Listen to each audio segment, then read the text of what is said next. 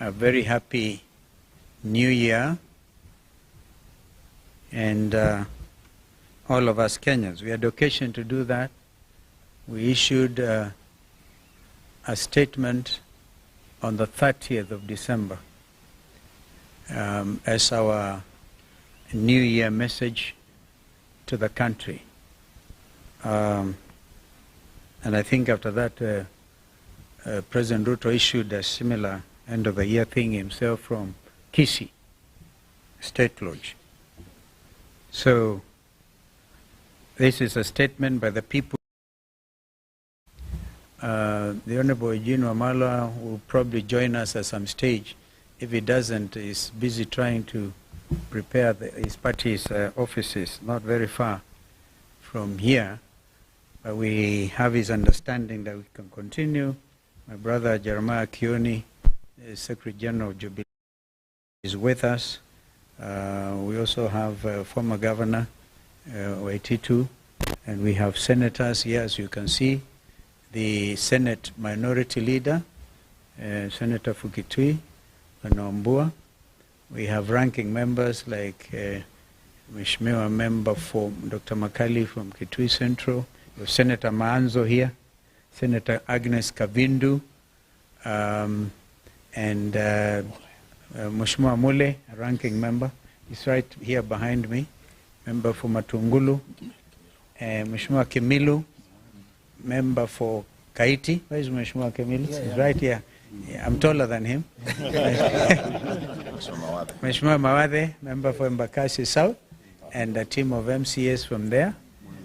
Mheshimiwa Mwalika. Where is Mheshimiwa Mwalika? Ah, that one is tall. It's okay. Member for Gitui Rural. Mheshimiwa,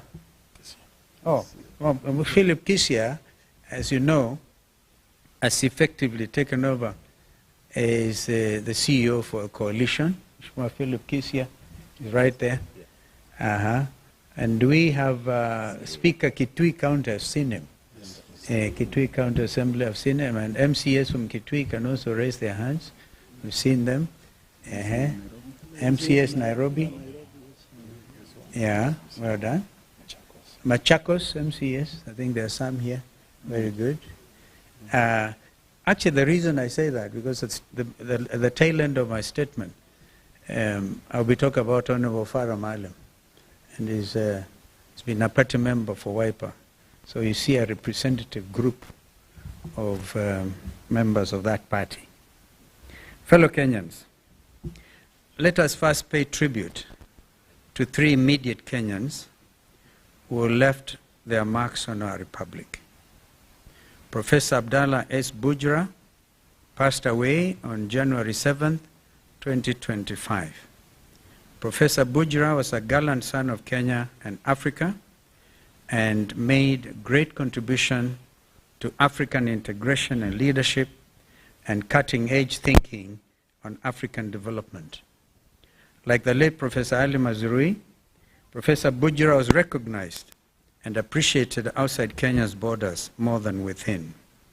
He served the continent as the first full-time executive secretary of the Council for the Development of Economic and Social Research in Africa, one of the premier research institutions in our continent, as well as the Organization of African Union, OAU, as it then was, in various capacities, including as a CEO of the International Panel of Eminent Personalities between 1998 and 2000. He was a founding director of boards of Muhuri and Katiba Institute in Kenya. Russian Wara was an incredible writer who sadly passed away this week from a battle with cancer. Her words, printed and written every week in different publications, both home and abroad, left a lasting impression, speaking truth to the heart. Whatever the subject, Russian questioned and demanded accountability. She was one of a kind, and compromising and apologetic in Kenyan. Yesterday evening, we learned of the passing on of senior counsel, our sister Judith Ongori. Ongori was an accomplished and celebrated family and human rights lawyer in Kenya. The region, in Kenya, the region and the international stage. Gender equality and equity were her forte. She took on many cases pro bono and contributed to the intellectual input in the constitutional making process. I know the senior bar council have been on this, led by the chairman of senior bar council, Fred Ojambo. And a lot is going in that space in celebrating the life of our sister senior counsel Judith Ongori. In their honor, let us have a minute silence. January the 12th, Public Service Cabinet Secretary Justin Muturi, in a stunning during a press conference, outlined in shocking detail the harrowing tale of his son, Leslie Muturi's abduction on June the 22nd, 2024, while in the company of Embakasi West MP Honorable Mark Mwenje and driver Marangui Manyara. Honorable Muturi, who was serving as the Attorney General of the Republic of Kenya at the time of his son's abduction, said that he had been waiting for answers for the last 6 months as to why his son was abducted. What should be of concern to any law-abiding citizen is that Honorable Muturi, as Attorney General of the Republic of Kenya, sat on the National Security Council, the top security organ in the country. Honorable Muturi has been seeking answers for the past 6 months, and they have not been forthcoming to someone so senior in the Kenya Kwanza regime. So senior should be a matter of grave concern to all of us. Following Honorable Muturi's statement, the Director of Criminal Investigations, Mr. Amin, invited the Cabinet Secretary to record a statement. If the idea was to cower Honorable Muturi into silence, they picked on the wrong man.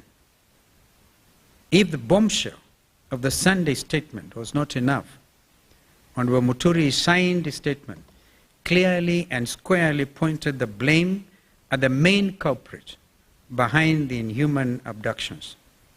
A man who joked, made light of the abductions and Gen Z's demonstrations, a man who placed one phone call inside of the State House Nairobi Pavilion to the National Intelligence Service Director General, Nuruddin Haji, and had Leslie Muturi released within an hour. That man, as we have previously stated, is President William Ruto. Fellow Kenyans, the revelations by Secretary Muturi on the identity of the Commander-in-Chief of the abduction squads is quite telling. If the Attorney General of the Republic of Kenya cannot get answers to the whereabouts of his son, who can? If the Attorney General cannot get his phone calls answered by junior staff, such as the DG of NIS, or the DCI Director, who can? If the then Interior Cabinet Secretary, Professor Kithure Kindiki, and PS Raymond Omolo are furnished with lies by their juniors, what is the state of the Kenya Kwanza regime? Fellow Kenyans, the Kenya Kwanza regime has established command and control structures outside of the Constitution of the Republic of Kenya, carrying out illegal and criminal activities against Kenyans. We have actually since established that some headquarters of this abduction squad was somewhere near Ruaraka. As we have previously stated, William Ruto is a commander-in-chief of the abduction squads. This has been clearly demonstrated by his own public pronouncements on the abductions, as well as those of his conceited cronies in government. Kenyans and the international community should read between the lines. Mr. Ruto and his lieutenant's chest thumping over 2 weeks ago in Bungoma was not only a gross violation of Mr. Ruto's oath of office, it also bore all the hallmarks of a dictatorship and a crude attempt to instill fear in Kenyans by subduing them into silence.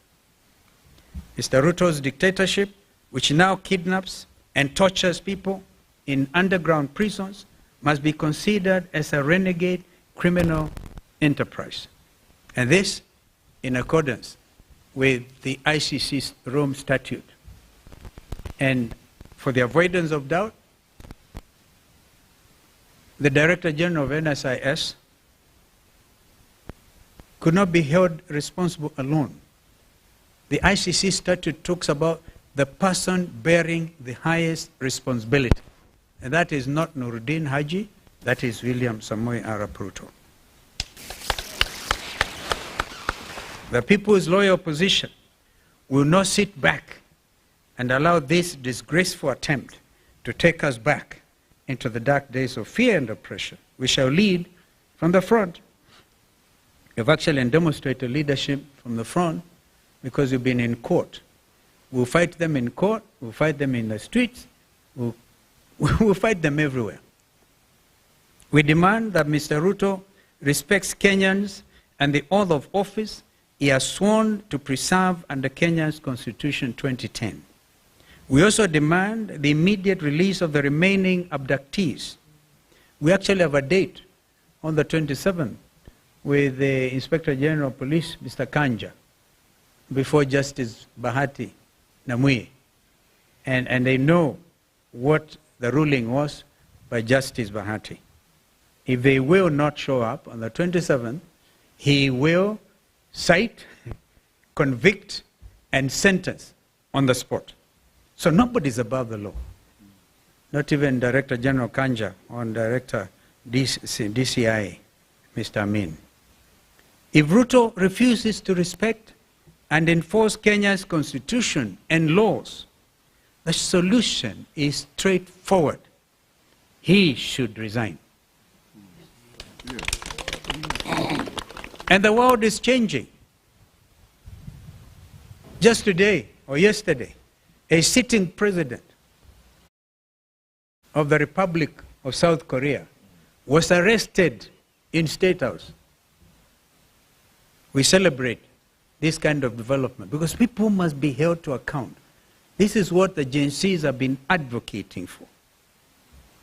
Meanwhile, let Mr. Ruto and all others who perpetrate violent crimes against Kenyans know that they will not go unpunished.